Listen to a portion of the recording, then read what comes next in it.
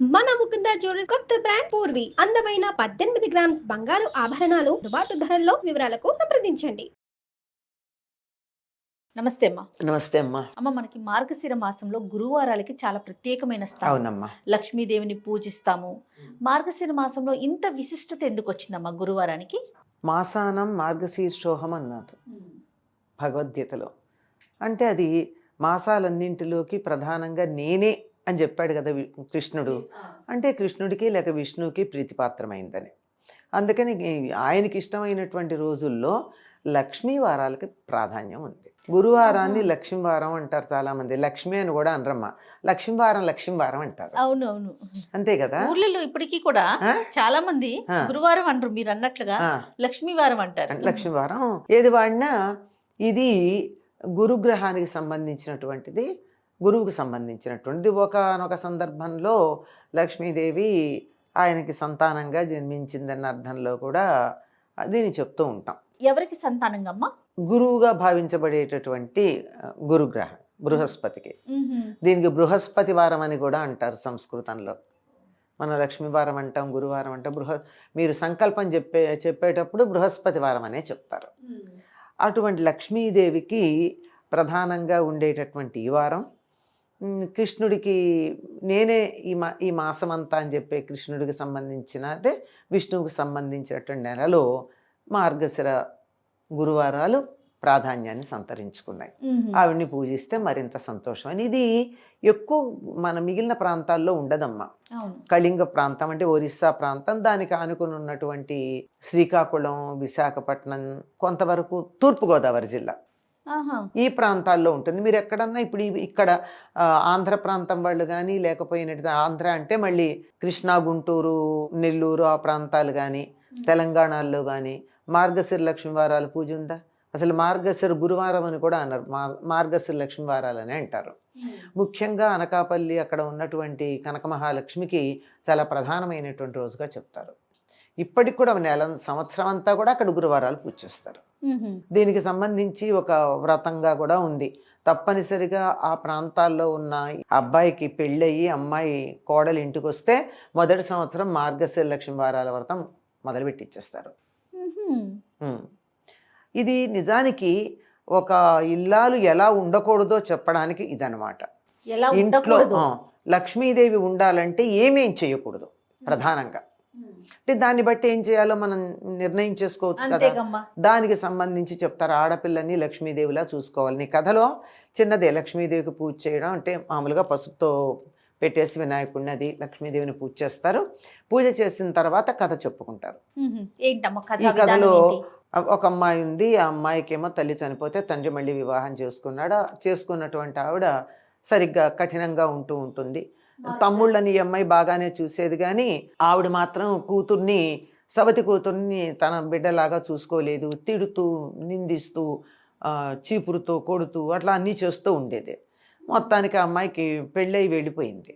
వెళ్ళిపోయిన తర్వాత వీళ్ళింట్లో దరిద్రం ఓలాడడం మొదలెట్టింది. ఆ పిల్ల వెళ్ళిపోయి చాలా దరిద్రం ఉంది. అంటే ఆ అమ్మాయి ఉన్నంతకాలం వేసి వేయకుండా ఉన్నారని కాదు, కానీ తినడానికి ఉండేది.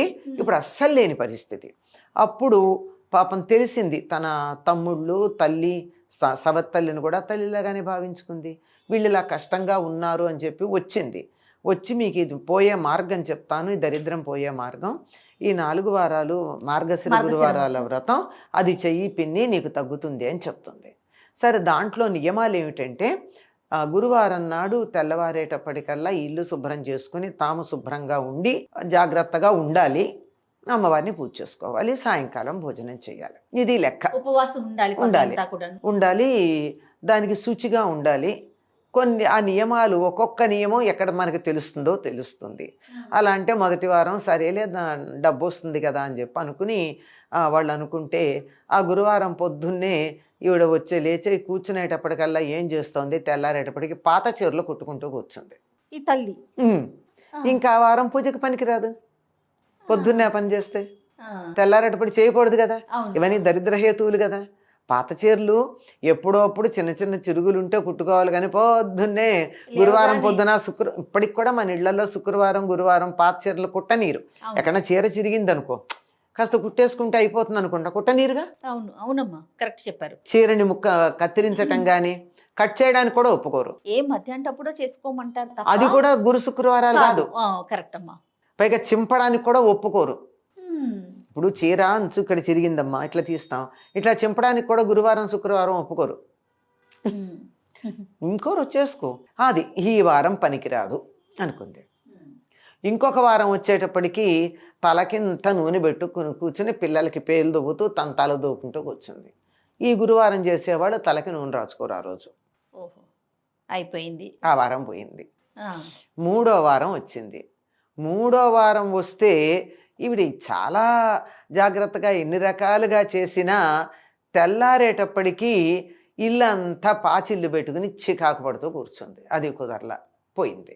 నాలుగో వారం ఏం చేసింది ఈ అమ్మాయి, సవతి తల్లి ఏమీ తినకుండా కట్టడి చేసి అడ్డం కూర్చుంటే ఆ గుంటలో పెట్టింది.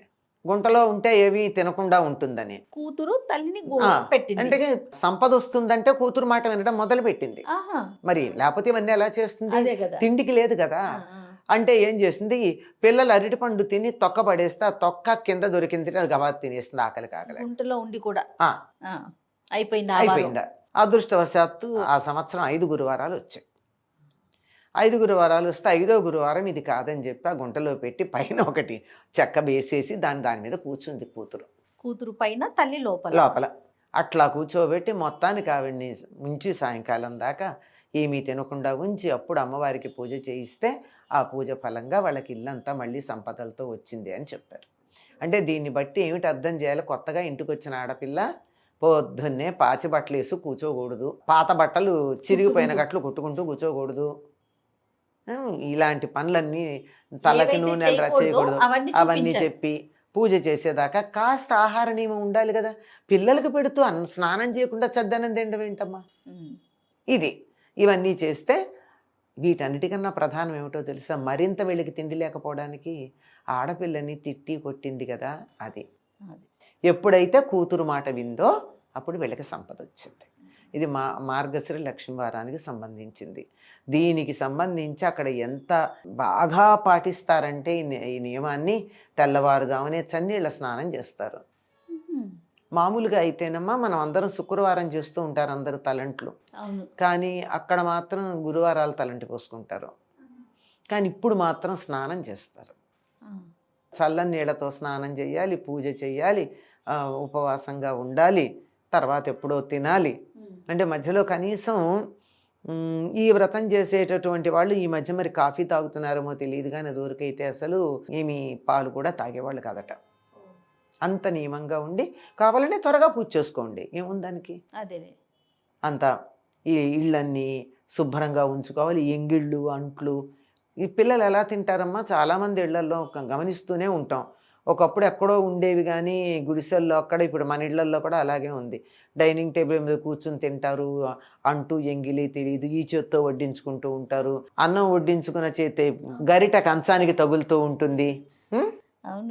ఈ చెయ్యి కడుక్కోకుండానే కంచం పట్టుకుని తింటూ ఈ చెయ్యి కడుక్కోకుండానే ఇంకో పదార్థం వడ్డించుకుంటూ ఉంటారు. ఇట్లాంటివన్నీ ఉండి మాకు సంపదలు కావాలంటే ఎట్లా వస్తాయమ్మా. లక్షలు సంపాదిస్తూ ఉంటారు కానీ 1.5 అప్పులవుతూ ఉంటాయి కదా. సంపాదన కనపడుతుంది కానీ సుఖం కనపట్టలేదు కదా. సుఖం కూడా లక్ష్మిలో ఒకటే కదా. కనుక మనం ఇంత సంపాదించామా అంత సంపాదించామనే కదా, దాన్ని మనం ఎంత వరకు అనుభవించి ఆనందంగా ఉండగలుగుతామన్నది ఈ శుచిలో ఉంది. లక్ష్మీదేవికి ఉన్న నామాల్లో ఒకటి శుచయే నమః అని చెప్తాం. అంటే అగ్ని అనే అర్థం ఒకటి, శుచిగా ఉండేది. ఈ శౌచం చాలా ప్రధానం. చక్కగా తెల్లవారేటప్పటికల్లా స్నానాలు చేసి తల దువ్వుకొని ముఖాన బొట్టు పెట్టుకునే అవకాశం అలవాటు ఉంటే తల్లో పూలు పెట్టుకుని కళ్ళకు కాటుకు పెట్టుకుని ఉండే ఆడవాళ్ళు గనక ఉన్నట్టయితే ఆ ఇంట్లో సుఖం శాంతి ఉండకుండా ఎక్కడికి పోతాయి. బాగా చెప్పారు. ఈ గురువార వ్రతం సరే, ఈ కథ అదంతా చదువుకుంటారు, పూజ చేస్తారు. దీని నుంచి మనం ఏం నేర్చుకోవాలని చాలా ప్రధానం. ఏదో 5 ఏళ్ళో 4 ఏళ్ళో ఆ వ్రతం చేసేసి ఉద్యాపన చేసేసుకున్నాము, అయిపోయింది, మళ్ళీ మేము యథాప్రకారంగా నిద్ర లేవంగానే పాచిమొహంతో బ్రెడ్ తినేసేస్తాము, లేదా ఆమ్లెట్లు వేసేసి గురువారం నాడు పిల్లలకి పెట్టేస్తాము, వాళ్ళు ఇక్కడ అక్కడ పోస్తారు, ఏం పర్వాలా, తర్వాత ఎప్పుడో తుడుచుకుంటాము అని ఇళ్లల్లోకి లక్ష్మీదేవి రమ్మంటే ఎట్లా వస్తుంది. కనీస జాగ్రత్తలు మినిమం పాటించాలి మినిమం కదమ్మా. అమ్మ శుచి. శుచిగా. అన్నిటికన్నా లక్ష్మీదేవి తాను ఉంటానని చెప్పిన ప్రదేశంలో శౌచం చాలా ప్రధానం. శారీరకమైన శౌచం ఉండాలి, ఇల్లు శుచిగా ఉండాలి, వీలైతే మనసు కూడా శుచిగా ఉండాలి. ఖచ్చితంగా. ఉన్న చోటకి లక్ష్మి చక్కగా వస్తుంది. ఎప్పుడైతే కూతురు మీద తల్లికి ద్వేషం పోయిందో, అసూయ పోయిందో, అప్పుడు వీడికి మార్గం దొరికింది. మార్గం వచ్చింది. ఎప్పుడైతే మనసు మారిందో మార్గం దొరికింది. మార్గం దొరికింది కనుక కష్టపడి కూతురు దారిలో పెట్టింది. పెడితే కూడా ఒప్పుకుందిగా, అది లెక్క. ఇది ఒక వ్రతం చేశామంటే దానివల్ల మనకి ఏమిటి ప్రయోజనం అన్నది ఆలోచించుకోవాలి. చాలా విశిష్టంగా చేసుకుంటారమ్మా గోదావరి జిల్లా, తర్వాత శ్రీకాకుళం, కొంచెం అటు ఒరిస్సా ప్రాంతం మార్గశిర గురువారాలంటే అబ్బో చాలా విశేషంగా ఉంటాయి. చాలా.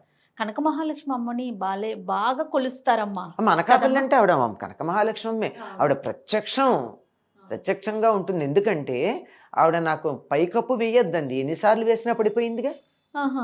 ఇతివృత్తం అమ్మా. ఇప్పుడు ఉంటుంది, వెళ్ళి చూడొచ్చు కనక మహాలక్ష్మిని. అక్కడ అమ్మవారి గుడి ఉంటుంది, గుడిలో పైన కప్పు ఉండదు అమ్మవారికి. అయ్యో అమ్మవారికి ఎండ తగులుతోంది, వానబడుతోంది అని కప్పు వేసే ప్రయత్నం చేస్తే అది ఎక్కడ ఎప్పుడూ సఫలం కాల. అలాగే ఉండడం ఇష్టం ఆవిడికి, నేను ఇలాగే ఉంటానంది. ఆనందంగా ఉంది. ఆ కనక మహాలక్ష్మి అనుగ్రహం లేనిదే మాకేమీ జరగదు అనే గొప్ప విశ్వాసం ఆ ప్రాంతం వాళ్ళందరికీ ఉంటుందమ్మా. చాలా మహత్తు కలిగినటువంటి అమ్మవారని చెప్తారు. చాలా గొప్పగా ఉంటుంది. ఈ విధంగా మన మార్గశిర గురువారాల్ని లక్ష్మీ వారంగా కూడా చెప్పుకుంటాము. అసలు మామూలుగా లక్ష్మీ వారం కూడా అంటారు. అసలు వాళ్ళు మార్గశిర గురువార వ్రతం అని చెప్పరమ్మా, మార్గశిర లక్ష్మీ వారం వ్రతం అనే అంటారు. లక్ష్మీప్రదం.